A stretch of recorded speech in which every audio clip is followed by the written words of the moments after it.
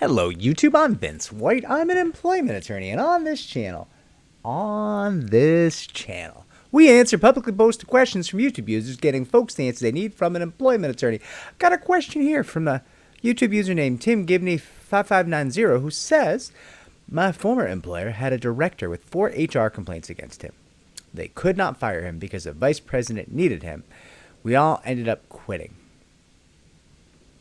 I was shocked. It is like, there are rules, but there are other rules for certain people that do not apply to you.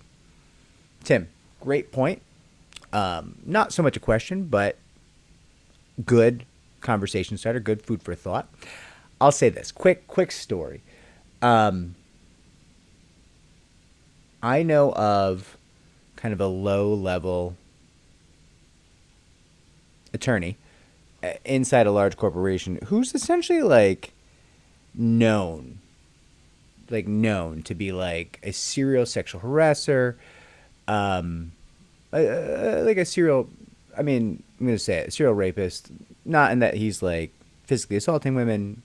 Well, he is physically assaulting them, but it's not like forced physical violent sex. It's consent issues. He gets women drunk.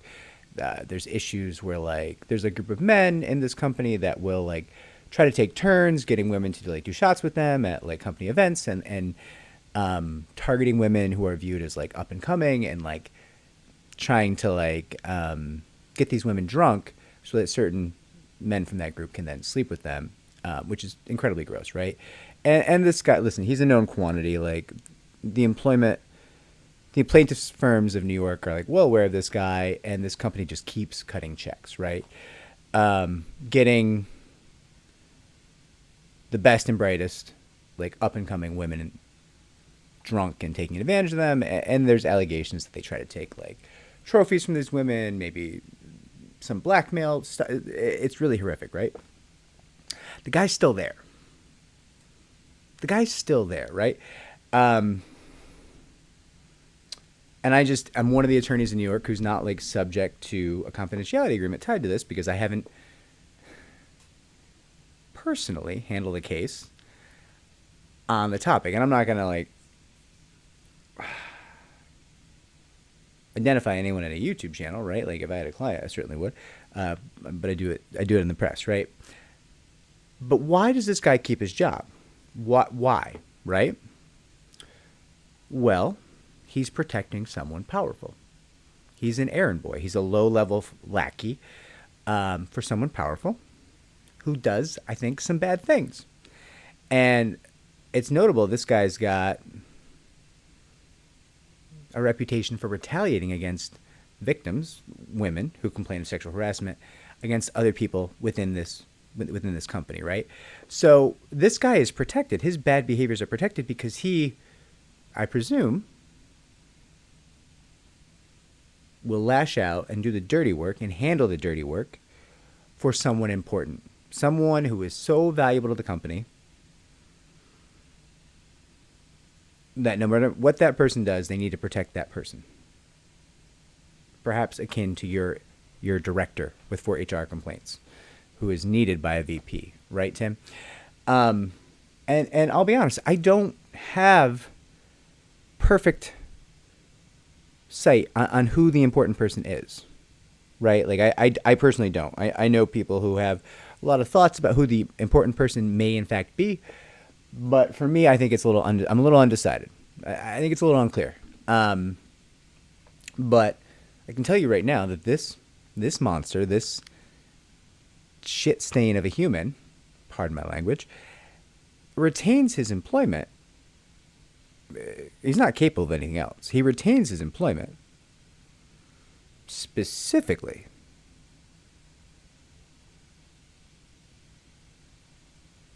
because he's defending someone important. And the plaintiff's firms just keep getting checks, right? Like everybody who brings a claim gets a fat check over and over and over again. Sometimes it's the attorney who does the bad thing. Sometimes somebody else does a bad thing and the attorney is retaliating against the victim or cutting a check to get rid of the victim, right? And the sickness, the horror, of the whole situation is that in New York, you can do these cases with confidentiality agreements, and that is the norm still. So this guy gets away with it over and over and over again. And people will call me up and be like, so-and-so's at it again. And it's going to take someone, some brave, noble plaintiff, to go on the offensive, to fight, to get him for what he's doing, and not take the settlement and go to trial. And that's how you get this guy. But even when you get this guy, the powerful person is just going to find someone new. This guy's not important. This guy barely has a career. This guy, like, they gave him like a fake job where he like got one seminar to pretend like he knows about something that he doesn't know anything about. He's just kind of a shit heel attorney. Like, he like didn't make partner in the firm he was at. A bunch of people left the firm he was at to go in-house altogether. All of them progressed really far up the ladder. He didn't.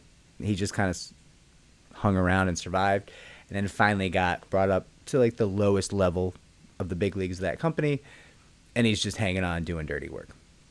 Just a true errand boy, old man, just piece of shit, right? And he'll be there literally until someone turns the money down.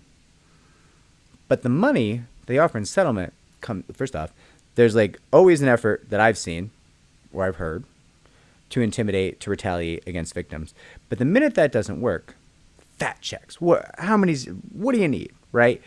Because the goal is, no matter how much they have to pay that plaintiff, protect the people up top, right?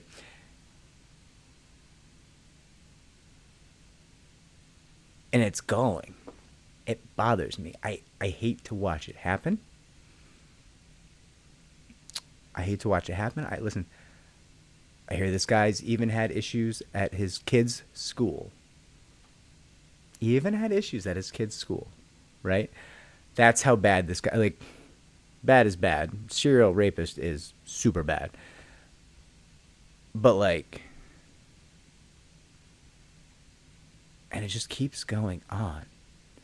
And Tim Gibney, to your point, it does feel like there's different rules for different people. And it drives me crazy, right? Like, I know I use the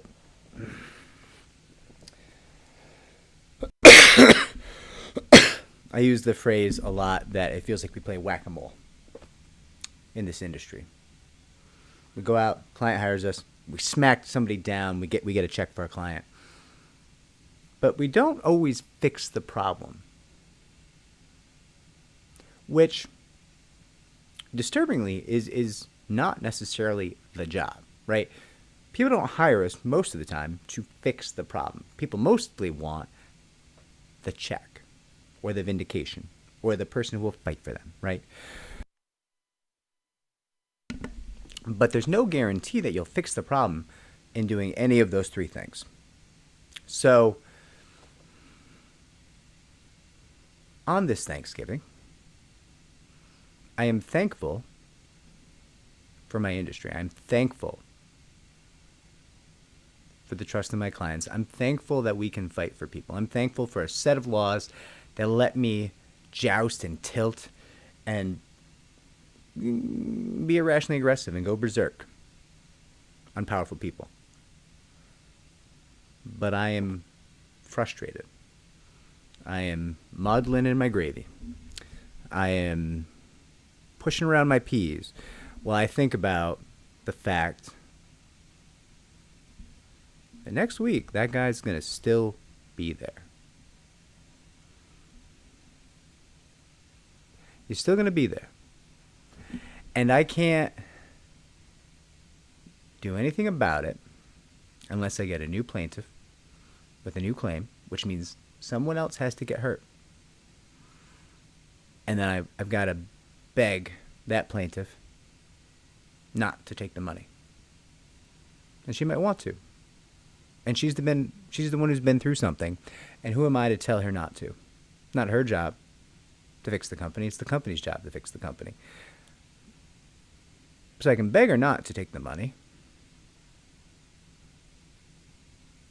But who am I to ask that of her? So I'm very grateful. My life is much better than I deserve. But I do think about that when I lie awake at night. I think about that guy walking around, being a monster. My fingers flex like I want to choke him. But that's not allowed.